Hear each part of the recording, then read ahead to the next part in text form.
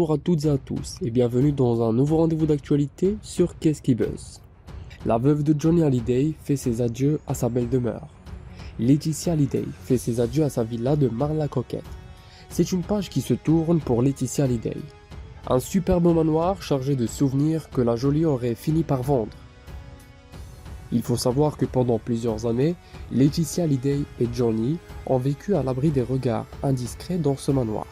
Et oui, c'était un bonheur. Un véritable nid d'amour, qu'ils baptisent la Savannah. La veuve de Johnny garde de nombreux souvenirs de sa vie de couple avec le taulier dans cette demeure.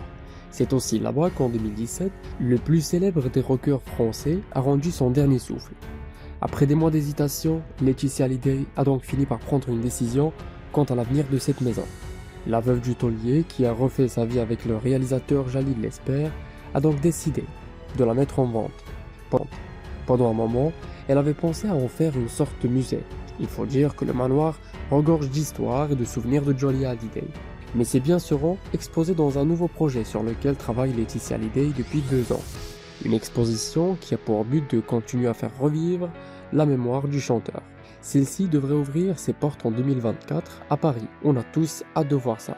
En attendant, la veuve de 47 ans fait donc ses adieux au manoir. Mais a-t-elle trouvé un acheteur?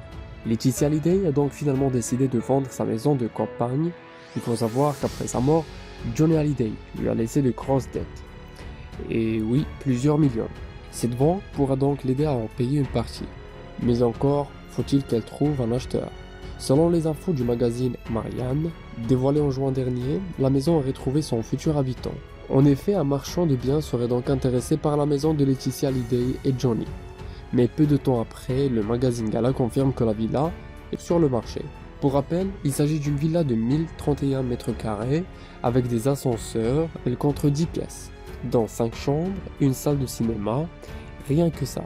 Quand elle est à la campagne, Laetitia Hallyday peut profiter de son immense parc, mais aussi d'un court de tennis et de même une piscine. C'est d'ailleurs là-bas qu'elle avait passé une partie de confinement pendant la pandémie.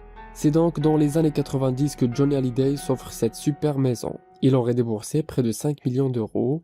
De plus, le couple a alors réalisé de nombreux travaux dans le but de moderniser la demeure. Hier, Laetitia Hallyday était un peu nostalgique de ces temps-là. Et oui, sans trop de surprise, la jolie blonde a d'ailleurs partagé des photos de son déménagement sur sa story Instagram.